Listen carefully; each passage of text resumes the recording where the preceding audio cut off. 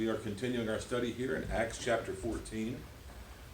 So Acts chapter 14, starting with verse 1, "And it came to pass in Iconium that they went both together into the synagogue of the Jews, and so spake that a great multitude, both of the Jews and also of the Greeks, believed." So you remember Paul and Barnabas left Antioch of Pisidia under kind of stressful circumstances, and they made their way back out to a major Roman highway that ran from the city of Ephesus across Asia to the Euphrates River, this highway connecting these various cities along the way. And so the next city down from Antioch of Pisidia, which they had just left under stressful circumstances, was the city of Iconium. So Iconium was a beautiful city situated on a high mountain plain, rung around by mountains and beautiful orchards and very productive land. So it was a prosperous city. And as they came into the city had a Jewish synagogue. And so Paul and Barnabas would, following their pattern, went to the Jewish synagogue to begin preaching the message of Jesus to the synagogue. And they spoke, and the text says here that a great multitude, both of the Jews and of the Greeks, believed. So right away, Paul saw the ministry bear fruit, that a great multitude believed. And so they would have been encouraged, I'm sure, by this, of the Jews and also of the Greeks. But it wasn't long, we come to verse 2, that the unbelieving Jews stirred up the Gentiles and made their minds evil afflicted against the brethren. So here we see the Jews didn't just say bad things about Paul, didn't disparage him, but they stirred up their minds and made their minds evil afflicted against the brethren. So they were hostile to Paul. They weren't content just to dismiss him, just to ignore his preaching. They stirred these Gentiles up to the point that they exhibited hostility towards Paul. But Paul and Barnabas, not being discouraged, verse 3, "Long time therefore abode they, speaking boldly in the Lord, which gave testimony unto the word of his grace, and granted signs and wonders to be done by their hand." So Paul and Barnabas, in spite of this opposition, in spite of people who were violently opposed to them, they continued speaking boldly in the name of the Lord. And the Lord blessed them with signs and wonders.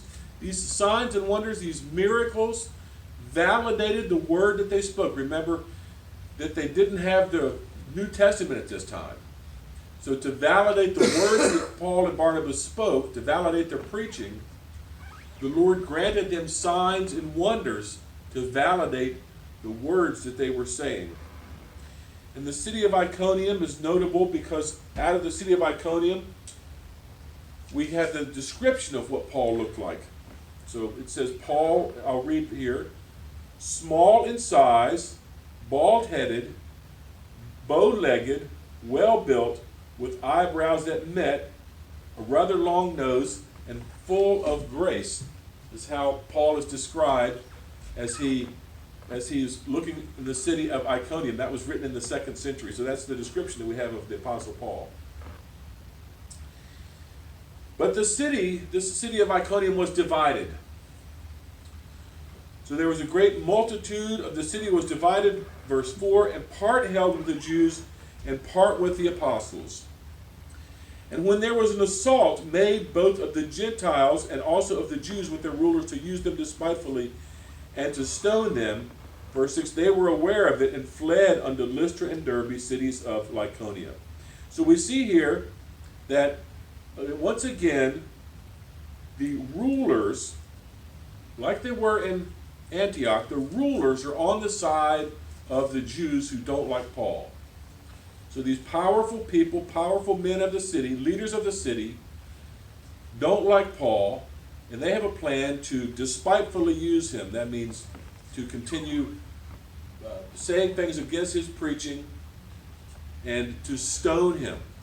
So Paul and Barnabas, not wishing to be stoned at the hands of the authorities and the Jewish leaders, left the city.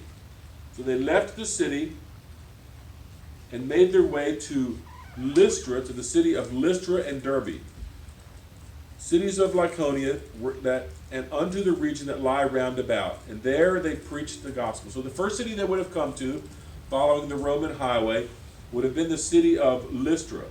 Now the city of Lystra is significant because that is the city where Timothy lived. Timothy, we'll find out in chapter 16, lived in Lystra, a Jewish young man. His mother and his grandmother were Jewish. His father was Greek. Timothy was from the city of Lystra. And there Paul met him. In the second missionary journey, we'll see that Paul befriends Timothy, and Timothy becomes a helper to Paul.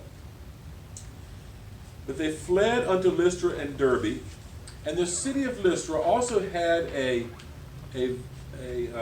significant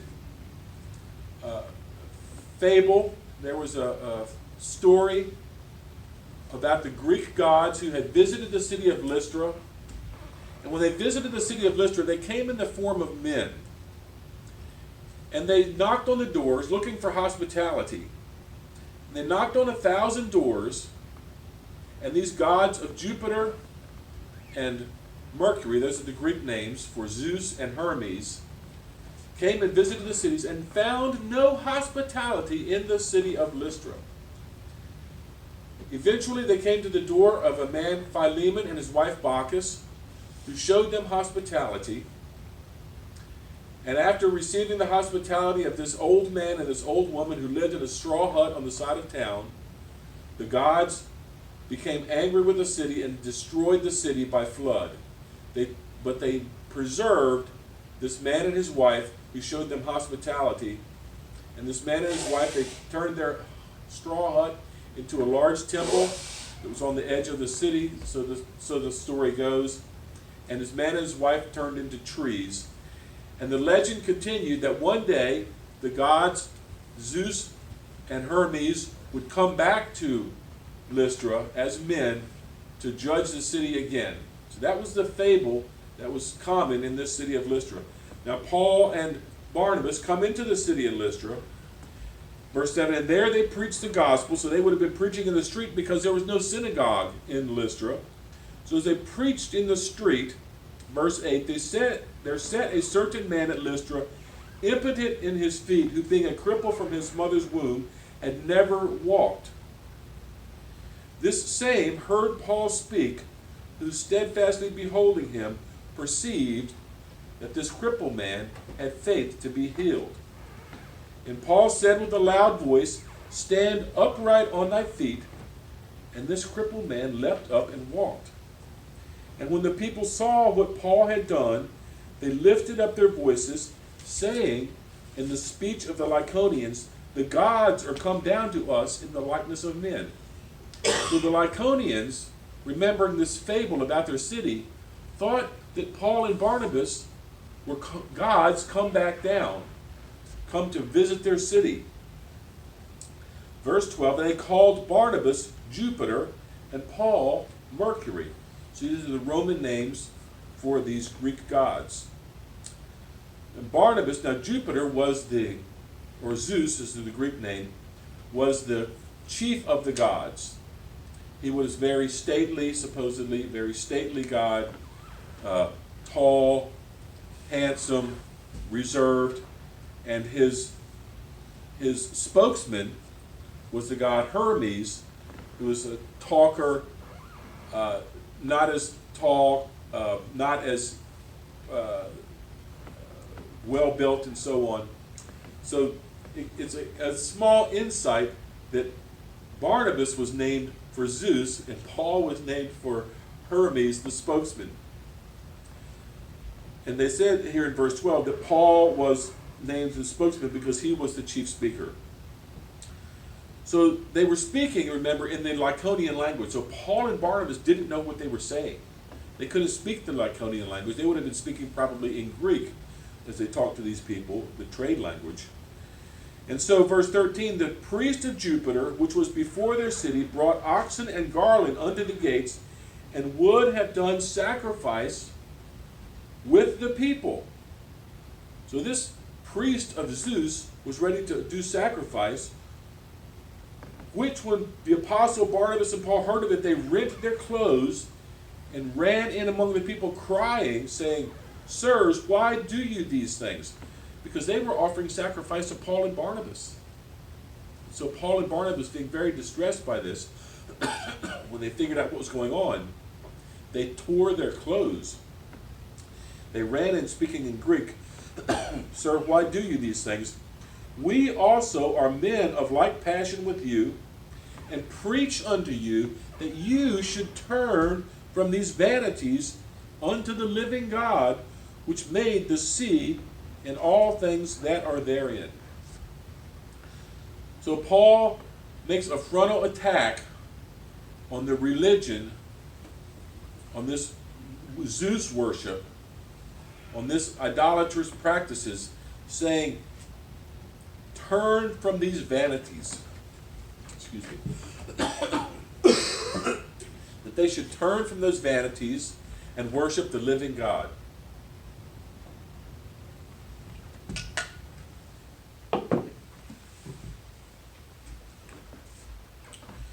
The living God which made the heavens and the earth and the sea and all things that are therein. See, the people who worship Zeus knew that he didn't create anything. There is a story in Greek mythology, where the story in Greek mythology goes, I'm going to read here from the commentary, that Paul was mounting a frontal attack on the beliefs of his audience from pagan mythology. They, like all Gentiles in the Greco-Roman world, had learned a bizarre story of beginnings. Jupiter, the chief god, was not the creator of anything. Rather, he himself was a created being who rose to supremacy long ago when he emerged victorious from a struggle against his own father, a god named Cronus. Cronus was the offspring of earth and sky, personified as Gaia and Uranus. Uranus was Gaia's son, and Gaia emerged originally from a universal dark emptiness called chaos. Thus, not only did the Greek and Romans give highest rank to a deity who was less than the creator of all, they denied that the creator of all was a personal God.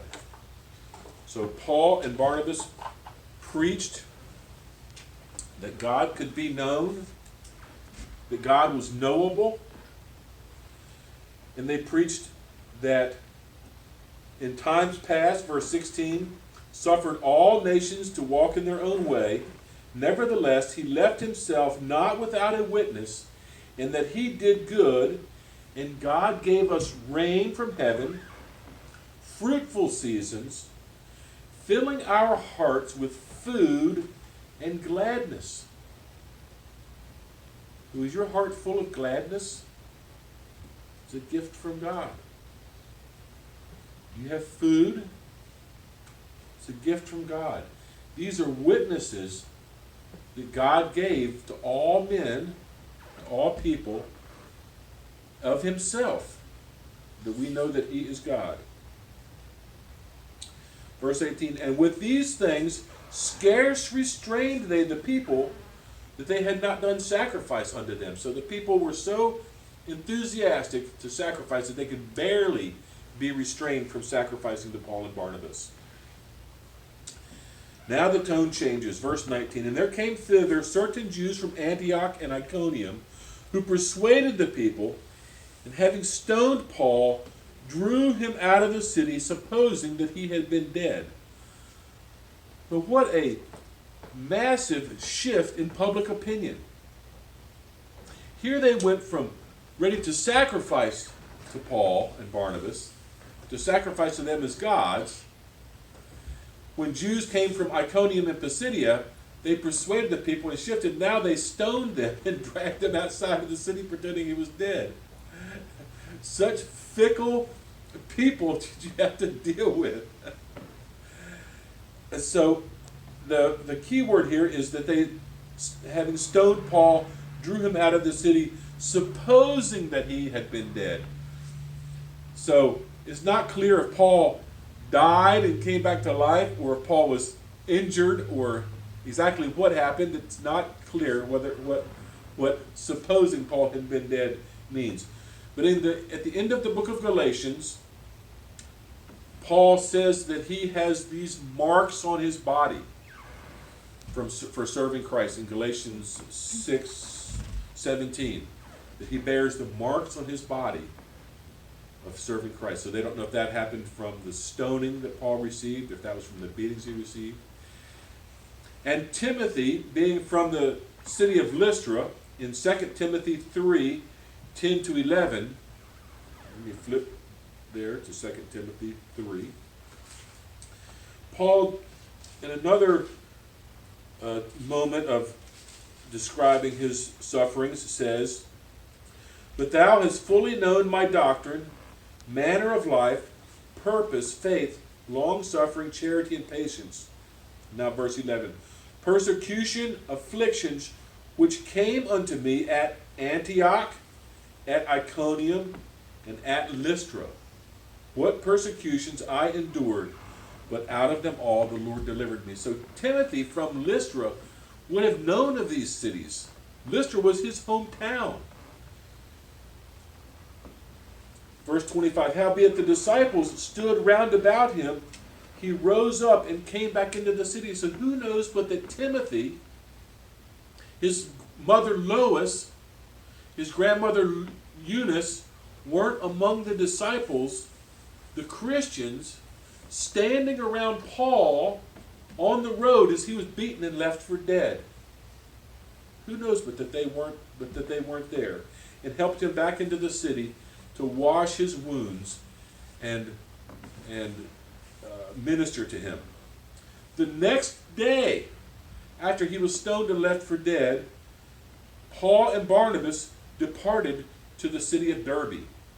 So the city of Derbe, we saw from the earlier video, was the easternmost city that the Apostle Paul, easternmost city in the church, the easternmost city in which Paul established a church, was the city of Derbe.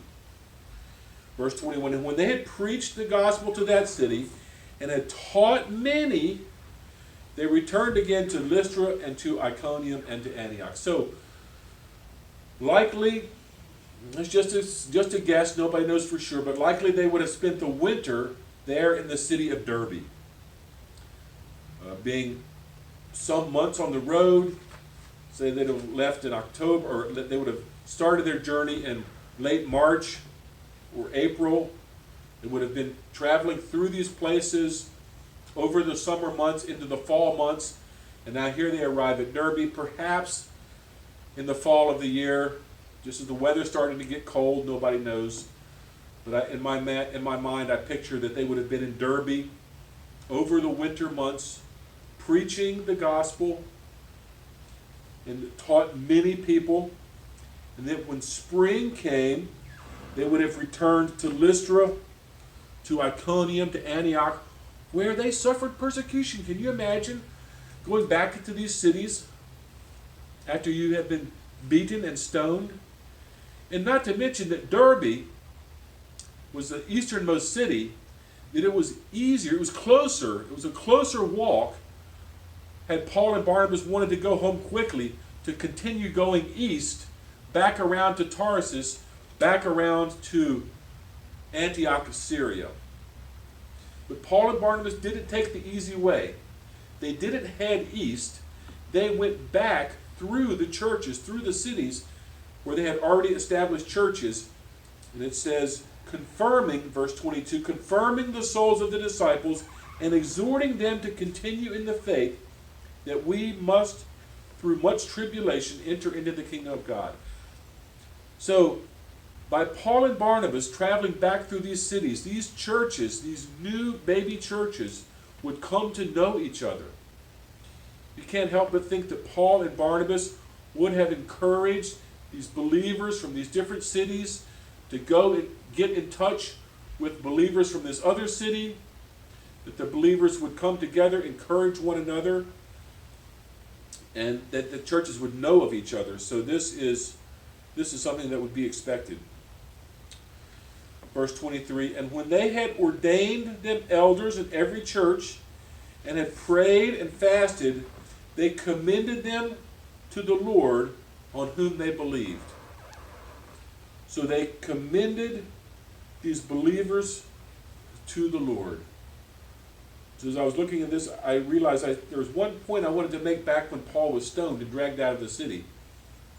That in 2 Corinthians chapter 12, Paul talks about a vision that he had in the third heaven. And that's a section of 2 Corinthians when he is giving an overview of his life. And he talks about being stoned and left for dead. And following that, he talks about this person having a vision. So this is the time that some scholars think that Paul would have seen this vision of being in heaven when he was stoned on the streets after the city of Lystra. Oh, sorry, I want to put that in before we finish here. So after they had passed through Pisidia, they came to Pamphylia, and when they had preached the word in Perga, they went down to Attalia. So remember, Perga is the seaport city where they first landed in Asia. They didn't preach in Perga the first time they came through. They were eager to get to Antioch of Pisidia, so they didn't preach there. But now on their return journey, they preached in the city of Perga and then went down into Attalia. And Attalia is a modern-day city, still a city, a coast seaport city there in Turkey. They went down to Attalia, and from thence they sailed to Antioch, verse 26, from whence they had been recommended to the grace of God for the work which they had fulfilled. So Paul and Barnabas fulfilled the work that God had for them on that first missionary journey. And when they were come together, and had gathered the church together, they rehearsed all that God had done with them, how he had opened the door of faith to the Gentiles. And notice here in verse 28, and they abode a long time with the disciples. So this concludes the first missionary journey. And I want to pick up here next week with the book of Galatians. So the letter to Galatians, the epistle to Galatians, the Galatians epistle, was written to these four churches. And we've seen through our study of this first missionary journey that the Jews traveled from these big cities, from Antioch of Pisidia and Iconium. The Jews traveled to these other cities and made trouble for the Christian believers that were there. And when we go into the book of Galatians, we're going to see how Paul responds to the difficulties, to the struggles, to the persecutions that these churches were facing at the hands of the troublemakers who wanted them to become circumcised, who wanted these new Christians to follow the Jewish customs, who wanted to put the burden of circumcision on these new Christians, that they follow the law of Moses before they could become Christians. And so we'll see in the book of Galatians how Paul deals with this controversy. Hallelujah.